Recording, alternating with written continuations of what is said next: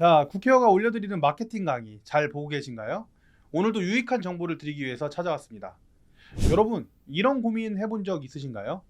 블로그 마케팅을 대행에 맡기거나 직접 잘 운영한다고 생각하고 있는데도 전화는 오지만 계약이 안 될 때가 많다. 왜 그런 걸까요? 이미 좋은 내용의 컨텐츠를 만들고 있고 쓰고 있는데 왜 내 블로그를 본 사람은 결국 등록을 안 할까요? 어떻게 하면 블로그를 통해서 더 많은 가족 보호자들이 나의 센터를 선택할 수 있게 만들 수 있을까요? 오늘 이 영상에서는 바로 이 세 가지 질문에 대한 해답을 드리도록 하겠습니다. 그 해답은 바로 대표님의 역량에 있습니다. 자, 왜 대표님의 역량이 이렇게 중요한 걸까요? 여러분이 블로그에 글을 쓸 때 수많은 가족 보호자분들이 무엇을 좋아하는지, 어떤 점에 마음을 쓸지 아는 것이 핵심입니다.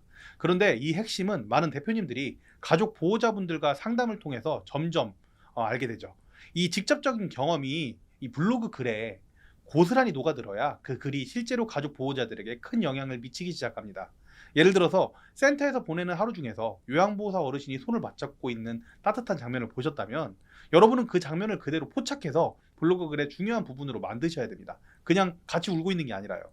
이 직접 찍은 진정성 있는 사진이 바로 가족 보호자들에게 강한 인상을 남기기 때문이죠. 실제로 역량이 뛰어난 대표님들은 수많은 가족 보호자분들을 만나보고 상담을 해오면서 가족 보호자분들이 무엇을 좋아하는지 알고 계시더라고요. 그리고 그 좋아하는 부분을 순간적으로 캐치해서 확 잡아채는 능력, 이 능력을 가지고 가시는 대표님이 성공하기 쉽습니다.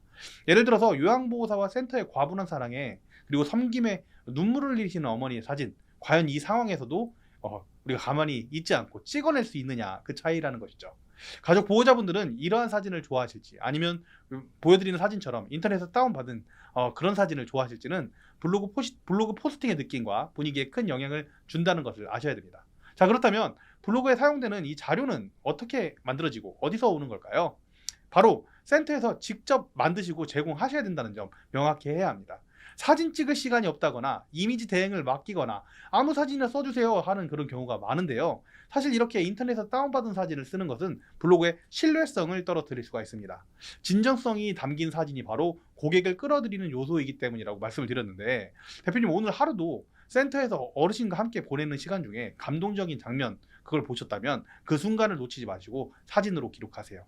그리고 거기에 플러스 대표님의 진정성 있는 스토리가 더해져서 성공적인 블로그 포스팅이 되는 겁니다.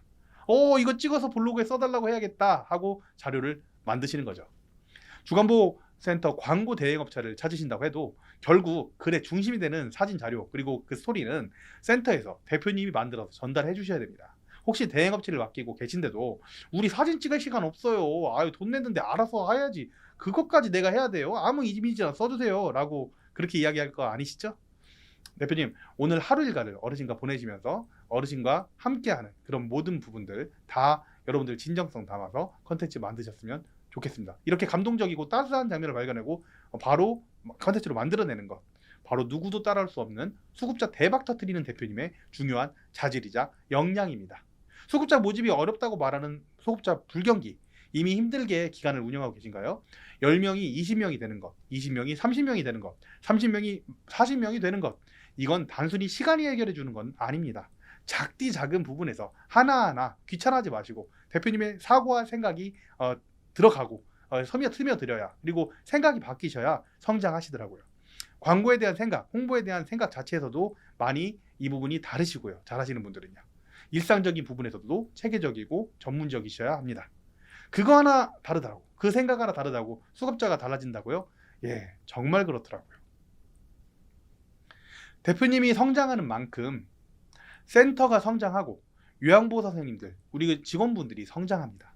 예전에는 연락이 있어야만, 어떤 누군가가 이야기를 해줘야만 광고를 하셨다면 성공하시는 대표님들은 이 부분이 없더라도 꾸준히 지속한다고 생각하십니다. 좋은 장면을 발견해내는 역량, 이 작은 차이 하나가 등록 수급자의 앞자리를 바꿔 나가시더라고요. 천 박사님 바빠 죽겠는데 사진을 어떻게 만들어요? 대충 아무거나 써주세요 하실 수 있으실 거예요. 사진 찍고 준비하고 만들어내는 게 쉬운 일이 아닙니다. 쉽기 때문에 요청드리고 말씀드리는 게 아닙니다.